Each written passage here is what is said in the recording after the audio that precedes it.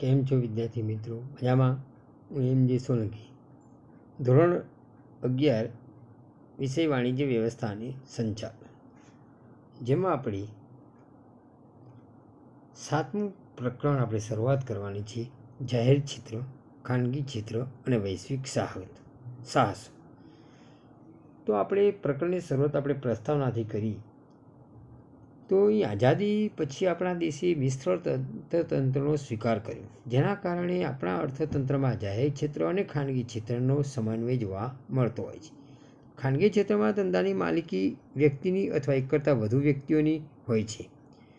ધંધાકીય વ્યવસ્થાઓના વિવિધ સ્વરૂપો આપણે જોઈ ગયા. વૈયક્તિક માલિકી, ભાગીદારી પેઢી, સહકારી મંડળી, જોઈન્ટ સ્ટોક કંપનીનું અસ્તિત્વ આપણને જોવા મળતું હોય છે. તો જે એકમોની માલિકી, સંચાલન અને અંકુશ સરકાર હસ્તક હોય તેવા એકમોને જાહેર ક્ષેત્રના એકમો આપણે કહેવામાં આવતા હોય છે. તો આવા એકમની અંશતઃ અથવા પૂરેપૂરી માલિકી કેન્દ્ર સરકાર અથવા રાજ્ય સરકારની હોય છે. કોઈ સરકારી ખાતું કે તેનો ભાગ પણ હોઈ શકે. સરકાર દ્વારા ખાસ કાયદો પસાર કરીને જ તેની સ્થાપના થતી હોય છે. તો સરકાર આવા જાહેર ક્ષેત્રના એકમ દ્વારા આર્થિક પ્રવૃત્તિઓમાં ભાગીદાર બને છે. 1956ની ઔદ્યોગિક નીતિમાં જાહેર ક્ષેત્ર માટે કેટલાક ખાસ હેતુઓ નક્કી કરાયા અને તે દ્વારા આપણે ઔદ્યોગિકરણ અને વિકાસને વેગ આપવાનો સ્વીકાર કર્યો. જાહેર ક્ષેત્રને ખાસ મહત્ત્વ આપવામાં આવ્યું છે. સાથે સાથે ખાનગી ક્ષેત્ર અને જાહેર ક્ષેત્રની એકબીજા ઉપરની આધારિતતા પણ સ્વીકારાય છે. 1991ની ઔદ્યોગિક નીતિમાં આપણે અગાઉથી ઔદ્યોગિક નીતિઓ કરતાં ભારે પરિવર્તનો જોયા. જાહેર ક્ષેત્રમાં સરકારે પોતાનું રોકાણ ખાનગી ક્ષેત્રને જરૂરિયાત મુજબ વેચવાની શરૂઆત કરી અને ખાનગી ક્ષેત્રને વધુ સ્વાયત્તતા આપવાનું સ્વીકાર્યું હતું. તો આપણે સૌપ્રથમ પહેલાં જાહેર ક્ષેત્રનો અર્થ અને એના લક્ષણો આપણે જોઈએ. જાહેર ક્ષેત્ર કોને કહે? જાહેર ક્ષેત્ર એટલે કે જે એકમોની માલિકી, સંચાલન અને અંકુશ સરકાર હસ્તક હોય એવા સાહસને આપણે જાહેર ક્ષેત્રનો સાહસ તરીકે ઓળખવામાં આવતું હોય છે. તો આપણે વ્યાખ્યા પરથી જ એના લક્ષણો જોઈએ. તો પહેલો છે મૂળભૂત ઉદ્યોગોની સ્થાપના. તો જાહેર સાહસો સ્થાપવા પાછળનો મુખ્ય હેતુ ઝડપી ઔદ્યોગિકરણ માટે પાયાની સુવિધા ઊભી કરવાનો હોય છે. ખૂબ મોટા પાયા પર મૂડીરોકાણ કરવું જરૂરી બનતું હોય છે. તો અહીં મૂળભૂત કે પાયાના ઉદ્યોગોમાં વધુ મૂડીરોકાણ થતું હોય છે. તો આપણને જાહેર ક્ષેત્રના ઉદ્યોગની સ્થાપના મૂળભૂત એટલે પાયાના ઉદ્યોગ માટે થતી હોય છે. બીજું ઇજારાશાહી નાબૂદી. જ્યારે ઔદ્યોગિક એકમોની માલિકી સરકારની હોય ત્યારે ખાનગી ક્ષેત્રની ઇજારાશાહી નાબૂદ થતી હોય છે. ત્રીજું લક્ષણ છે સંતુલિત પ્રાદેશિક ઔદ્યોગિક વિકાસ. તો પછાત વિસ્તારોમાં ખાનગી ક્ષેત્રના રોકાણકારો મૂડી રોકવા આકર્ષાતા નથી. ત્યાં સરકાર મૂડીરોકાણ કરી સંતુલિત પ્રાદેશિક ઔદ્યોગિક વિકાસ કરી શકતા હોય છે. દાખલા કે રાઉરકેલા, ભિલાઈ, બોકારો જેવા ઔદ્યોગિક પછાત વિસ્તારોમાં પણ સરકારે લોખંડના કારખાનાઓમાં મૂડીરોકાણ કરી ઔદ્યોગિક વિકાસ કરેલો જોવા મળે છે. ચોથું લક્ષણ છે સમાજ કલ્યાણનો હેતુ. સામાન્ય રીતે ખાનગી ક્ષેત્રનો હેતુ વધુ નફાનો હોય છે, પણ જાહેર ક્ષેત્રનો હેતુ નફાની સાથે સમાજની સેવા કરવાનો, સમાજ કલ્યાણનો પણ હોય છે. તો સમાજના બધા જ વર્ગોને કોઈપણ પ્રકારના ભેદભાવ વગર જાહેર સાહસો સરખી સેવા પૂરી પાડતા હોય છે. માટે સમાજ કલ્યાણનો હેતુ આપણને જાહેર ક્ષેત્રમાં જોવા મળે છે. પાંચમું નફાનું નીચું ધોરણ. જાહેર ક્ષેત્ર બહુ જ ઓછા નફાના ધોરણથી પોતાની સેવાઓ સમાજને પૂરી પાડે છે. શરૂઆતના સમયમાં તો જાહેર ક્ષેત્ર નુકસાન કરે તો પણ સરકાર ચલાવી લેતી હતી, પરંતુ 1991ની આ નીતિમાં પરિવર્તન આવ્યું અને સમય અનુસાર જાહેર ક્ષેત્ર પણ સામાન્ય નફો કરે એ અપેક્ષિત કે જરૂરી છે. છઠ્ઠું લક્ષણ છે રાષ્ટ્રહિતની જાળવણી.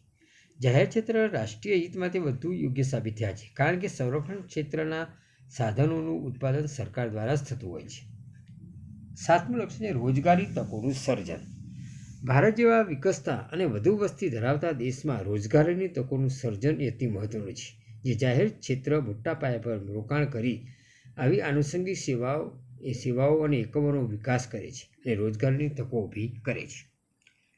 આઠમું લક્ષ્ય છે દેશના આર્થિક વિકાસમાં વધારો. કોઈપણ દેશ માટે આર્થિક વિકાસ અત્યંત જરૂરી છે. જાહેર ક્ષેત્રના ઉદ્યોગો માટે જરૂરી પાયાની સુવિધાઓનું સર્જન થતું હોય છે. તેના કારણે ઉદ્યોગોનો વિકાસ શક્ય બને છે. આમ દેશનો આર્થિક વિકાસ એ જાહેર ક્ષેત્ર દ્વારા જ થતો હોય છે. નવમું લક્ષ્ય છે સામાજિક અને આર્થિક ન્યાય. જાહેર ક્ષેત્રનું સંચાલન સરકાર હસ્તક હોય છે, માટે સરકારની નીતિનું પાલન કરવું જરૂરી ફરજિયાત બને છે. સમાજના નબળા વર્ગોની વિનામૂલ્ય અથવા રાહત દરે પણ સેવા આપવામાં આવે છે. નોકરીની પણ સુરક્ષા હોય છે. નોકરીની શરતો, મજૂર કાયદાઓનું સંપૂર્ણ પાલન, મહિલાઓની અગ્રિમતા, આ બધી બાબતો પર હકારાત્મક વલણ એ જાહેર ક્ષેત્રનું જોવા મળતું હોય છે. માટે જાહેર ક્ષેત્ર વધુ સારી રીતે સામાજિક ન્યાય આપી શકતી હોય છે. 10મું લક્ષ્ય છે આદર્શ વેતન અને સગવડ. જાહેર ક્ષેત્ર સરકારી માલિકીની હોવાથી, સરકાર સાથે સંકળાયેલા હોવાથી કર્મચારીઓને સારા વેતન અને ધોરણો મળી શકતા હોય છે. કર્મચારીઓને ખાનગી ક્ષેત્ર કરતાં વધારે સારી સવલતો પણ જોવા મળતી હોય છે.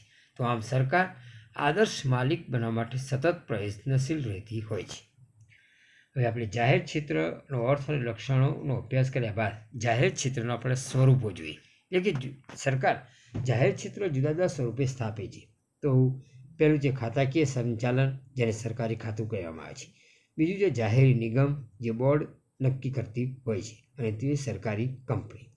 તો આપણે પહેલું ખાતાકીય સંચાલન કોને કહે, એટલે કે સરકારી ખાતું. તો સરકાર હંમેશા પોતાનું કામકાજ જુદા જુદા ખાતાઓ દ્વારા સંભાળતી હોય છે. કોઈ સરકારી ખાતા દ્વારા જ્યારે જાહેર ક્ષેત્રનું સંચાલન થતું હોય તો તેને ખાતાકીય સંચાલન કહે છે. તો જાહેર ક્ષેત્રના એકોનું સંચાલન સરકારી અધિકારીઓ દ્વારા જ થતું હોય છે.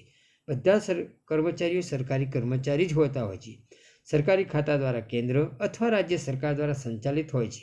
માટે તેમને કેન્દ્ર અને રાજ્ય સરકારના નીતિ નિયમો લાગુ પડતા હોય છે. દાખલા તરીકે તાર ટપાલ ખાતું, ટેલિફોન ખાતું, રેલવે, આ બધા ખાતાકીય સંચાલન કે સરકારી ખાતાના ઉદાહરણો છે. સરકારી ખાતું કયા લક્ષણો ધરાવે છે? તો પેલું છે નફાની ફાળવણી. ખાતાકીય સંચાલનના ઉદ્યોગોની નાણાંની ફાળવણી સંબંધિત સરકારી અંદાજપત્રમાંથી જ થતી હોય છે. માટે સરકારી ખાતાની આવક એ સરકારી તિજોરીમાં જ જમા થતી હોય છે. બીજું લક્ષણ છે હિસાબોની જાળવણી. સરકારી ખાતાના હિસાબોની જાળવણી જે તે વિભાગ દ્વારા થતી હોય છે. ઓડિટ નિયંત્રક અને મહાલેખા પરીક્ષક દ્વારા પણ થતી જોવા મળતી હોય છે. ત્રીજું લક્ષણ છે કર્મચારીઓની નિમણૂક. ખાતાકીય સંચાલનમાં એટલે કે સરકારી ખાતામાં કર્મચારીઓ સરકારી કર્મચારીઓ જ હોય છે. એમની ભરતી, નિમણૂક, એમની સેવાની શરતો એ સરકારી કર્મચારીઓ જેવી જ હોય છે. ચોથું લક્ષણ છે સરકારી સંચાલન અને અંકુશ. સરકારી ખાતાનું સંચાલન અને અંકુશ જે તે ખાતાના પ્રધાનની સીધી દેખરેખ હેઠળ થતું હોય છે, અને જે સનદી અધિકારીઓ દ્વારા થતું જોવા મળે છે. પાંચમું લક્ષણ ઉત્તરદાયિત્વ. જે તે સરકારી ખાતાના કાર્યોની જવાબદારી ખાતું સંભાળનાર પ્રધાનની હોય છે. તો આ પ્રધાનનું પ્રત્યક્ષ ઉત્તરદાયિત્વ સંસદ કે વિધાનસભા પ્રત્યે હોય છે. હવે જાહેર ક્ષેત્રનું બીજું સ્વરૂપ છે જાહેર નિગમ, જેને પબ્લિક કોર્પોરેશન તરીકે ઓળખવામાં આવે છે. આ પણ જાહેર નિગમની અંદર સરકારનો હસ્તક્ષેપ જોવા મળતો હોય છે. તો આપણે એની વ્યાખ્યા અથવા અર્થ વિશે સમજ પ્રાપ્ત કરીએ. તો જાહેર નિગમ કોને કહે? તો સંસદ કે વિધાનસભાના ખાસ કાયદા દ્વારા અસ્તિત્વમાં આવેલા એકમને જાહેર નિગમ કહે છે. તો આ કાયદામાં નિગમના સત્તા, ફરજો, અધિકારો, જવાબદારીઓ, કર્મચારીની નોકરી માટેના નિયમો અને સરકારી ખાતા સાથે સંકળાયેલ કાયદાકીય સંબંધોની જોગવાઈ થતી હોય છે. દાખલા તરીકે ભારતીય જીવન વીમા નિગમ, Indian airlines, food corporation of India, Gujarat રાજ્ય શાળા પાઠ્યપુસ્તક મંડળ, જે નિગમ અથવા બોર્ડ દ્વારા થતું હોય છે. હવે એના લક્ષણો. તો પહેલું લક્ષણ સ્થાપના. તો જાહેર નિગમની સ્થાપના કે સંચાલન સંસદ કે વિધાનસભામાં પસાર કરાયેલા ખાસ કાયદા દ્વારા જ થતી હોય છે. આ કાયદામાં જાહેર નિગમનો હેતુ, અધિકારો, જવાબદારીઓ અને ખાસ સવલતો વિશેની માહિતી આપવામાં આવે છે. બીજું માલિકી. જાહેર નિગમની માલિકી કેન્દ્ર કે રાજ્ય સરકાર કે સંયુક્ત રીતે જોવા મળતી હોય છે. જાહેર નિગમની નાણાકીય જવાબદારી અને નફાની વહેંચણી પણ સરકાર હસ્તક હોય છે. જો નુકસાન થાય તો તે સ્વાભાવિક રીતે સરકારે જ ભોગવવાનું હોય છે. ત્રીજું સરકાર દ્વારા મૂડી ભંડોળ. જાહેર નિગમને સરકાર દ્વારા મૂડી આપવામાં આવે છે. તે સરકાર અને જાહેર જનતા પાસેથી ઓછીની મૂડી પણ જરૂર હોય તો મેળવી શકતા હોય છે. ચોથું લક્ષણ છે અલગ અસ્તિત્વ. જાહેર નિગમ એ કાયદાકીય રીતે અલગ અસ્તિત્વ ધરાવે છે, જેથી કંપની તરીકેના બધા જ લાભ મેળવી શકતી હોય છે. પાંચમું લક્ષણ છે સંચાલનમાં સ્વતંત્રતા. નિગમની માલિકી સરકારની હોય છે. માલિકી સરકારની હોવા છતાં નિગમ સંપૂર્ણ સ્વાયત્તતા ધરાવતી હોય છે. પ્રધાન રોજબરોજના કાર્યોમાં દખલગીરી કરતા હોતા નથી. નિર્ણય લેવા અને તેનો અમલ કરવા માટે જાહેર નિગમને મોકળાશ અથવા સ્વતંત્રતા આપતી હોય છે. છઠ્ઠો મુદ્દો છે કર્મચારી નિયમો. જાહેર નિગમના કર્મચારીઓને સરકારી ખાતાના કર્મચારીઓના નિયમો લાગુ પડતા હોતા નથી. જાહેર નિગમના કર્મચારીના નોકરીના નિયમો જે તે નિગમના કાયદામાં હોય છે એ અનુસાર કર્મચારીએ ફરજ બજાવવાની હોય છે. ઘણી વખત સરકારના અધિકારીઓ જાહેર નિગમના સંચાલન માટે પ્રતિનિયુક્તિ પર આધાર રાખતી હોય છે. 7મું લક્ષ્ય સંચાલક મંડળ દ્વારા સંચાલન. જાહેર નિગમનો વહીવટ સંચાલક મંડળ સંભાળે છે. સંચાલક મંડળની નિયુક્તિ સરકાર કરે છે. જાહેર જીવનમાં વ્યસ્ત વ્યક્તિઓ, સફળ ધંધાદારીઓ, વ્યવસાયમાં નિષ્ણાત હોય એવી વ્યક્તિઓને નિમવામાં આવે છે, જેથી સંચાલક મંડળ નીતિ ઘડતરનું પણ કાર્ય કરે છે. જ્યારે મુખ્ય વ્યવસ્થાપક અને તેના અમલનું અને નીતિ અનુસાર રોજબરોજના વહીવટનું કામ પણ તે સંભાળે છે. 8મું લક્ષ્ય છે સંસદ અને વિધાનસભાની જવાબદાર.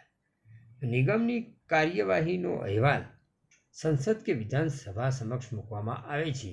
નિગમો ગ્રાહકોના અથવા જાહેર જનતાના ભોગે વધુ નફો કમાવાની વૃત્તિ રાખતા હોતા નથી. આથી સંસદ કે વિધાનસભામાં પર અંકુશ હોય છે. ત્રીજું સ્વરૂપ છે સરકારી કંપની, જેને ગવર્મેન્ટ કંપની તરીકે ઓળખવામાં આવે છે. તો એ સરકારી કંપનીની સ્થાપના અને સંચાલન ભારતીય કંપની ધારા અનુસાર જ થતી હોય છે. આવી કંપનીનો હેતુ સંપૂર્ણપણે ધંધાકીય હોય છે અને ખાનગી ક્ષેત્રની કંપનીઓ સાથે હરીફાઈ પણ કરતી જોવા મળે છે. ભારતીય કંપની ધારા અનુસાર સરકારી કંપની એક એવી કંપની છે કે જેમાં સરકારી મૂડીનું પ્રમાણ ઓછામાં ઓછા 51% હોય છે, જ્યારે બાકીનું 49% મૂડીરોકાણ એ જાહેર પ્રજાનું હોય છે. તો સરકારની મૂડી એટલે કેન્દ્ર સરકાર, રાજ્ય સરકાર અથવા કેન્દ્ર અને રાજ્ય સરકારો સંયુક્ત રીતે આ રીતે મૂડી રાજ્ય સરકારની પણ જોવા મળે છે. કંપનીના સંચાલનમાં સરકાર પોતાનું પ્રભુત્વ પણ પુરવાર કરી શકતી હોય છે. તો સરકારી કંપનીમાં શેર રાષ્ટ્રપતિના નામે ધારણ કરવામાં આવે છે. સરકાર બહુમતીથી જ શેરધારક હોવાને કારણે કંપનીના સંચાલન પર સરકારી અંકુશ રાખે છે અને આવી કંપનીને સરકારી કંપની તરીકે ઓળખવામાં આવતી હોય છે. તો આપણે સરકારી કંપની કયા લક્ષણો ધરાવે છે? તો પહેલું લક્ષણ છે સ્થાપના. ભારતીય કંપની ધારાની જોગવાઈઓ અનુસાર સરકારી કંપનીની સ્થાપના થતી હોય છે. બીજું લક્ષણ છે અલગ અસ્તિત્વ. કંપની પોતે એક અલગ કાયદાકીય વ્યક્તિત્વ તરીકે અસ્તિત્વ ધરાવે છે અને કંપની કોઈપણ વ્યક્તિ સામે પોતાના નામનો દાવો પણ કરી શકે છે, કોઈ વ્યક્તિ સામે પણ દાવો કરી શકે છે. કંપની પોતાના નામથી અન્ય વ્યક્તિઓ સાથે કરાર પણ કરી શકે છે અને મિલકતો પણ પોતાના નામથી ધારણ કરી શકે છે. ટૂંકમાં એટલે કે અલગ અસ્તિત્વ પ્રાપ્ત કરે છે. ત્રીજું લક્ષણ છે મૂડી. સરકારી કંપનીમાં ઓછામાં ઓછી 51% મૂડી એ સરકારની આપણને જોવા મળે છે. જે આપણે એની વ્યાખ્યામાં આપણે જોયું કે 51% મૂડી સરકારની હોય અને બાકીની 49% મૂડી રોકાણ એ જાહેર પ્રજાની જોવા મળતી હોય છે. ચોથું લક્ષણ છે વહીવટ. અન્ય કોઈપણ કંપનીના માફક સરકારી કંપનીનો વહીવટ કંપની ધારાની જોગવાઈ મુજબ જ થતો જોવા મળતો હોય છે. 5મું લક્ષણ છે કર્મચારીઓની નિમણૂક. સરકારી કંપનીમાં કર્મચારીઓની નિમણૂક કંપનીએ પોતે નક્કી કરેલા ધારાધોરણ અનુસાર જ થતી હોય છે. 6થું લક્ષણ છે સભ્યોની નિમણૂક. કંપનીના સંચાલક મંડળના બધા સભ્યોની નિમણૂક એ સરકાર જ કરતી હોય છે. 7મું લક્ષણ છે ઓડિટરની નિમણૂક. સરકારી કંપનીને કંપની ધારા મુજબ હિસાબો રાખવાના અને ઓડિટના નિયમો અને વિધિમાંથી મુક્તિ મળતી હોય છે, પરંતુ ઓડિટરની નિમણૂક સરકાર જ કરતી હોય છે. વાર્ષિક અહેવાલ સંસદમાં તેમજ વિધાનસભામાં રજૂ કરવામાં આવતો હોય છે. 8મું લક્ષણ છે મૂડી મેળવવાની વ્યવસ્થા. સરકારી કંપની જરૂરી મૂડી સરકારે અને ખાનગી શેરધારકોને ફાળવેલ શેરોમાંથી મેળવતી હોય છે. જરૂરિયાત મુજબ સરકારી કંપની જાહેર જનતા પાસેથી પણ મૂડી મેળવી શકતી હોય છે. અને 9મું લક્ષણ છે નીતિ વિષયક નિર્ણયો. સરકારી કંપનીમાં નીતિ વિષયક નિર્ણયો સંબંધિત ખાતાના જે તે ખાતાના પ્રધાન દ્વારા લેવામાં આવતા હોય છે. તો આપણે ત્રણેય સ્વરૂપ વિશેનો અભ્યાસ કર્યા બાદ આ ત્રણેય સ્વરૂપો એટલે કે ખાતાકીય સંચાલન એટલે કે સરકારી ખાતું, જાહેર નિગમ અને સરકારી કંપની, આ ત્રણ સ્વરૂપો વચ્ચે શું તફાવત છે એ તફાવત આપણે અગાઉના વિડીયોમાં આપણે જોઈશું. થેન્ક યુ વિદ્યાર્થી મિત્રો.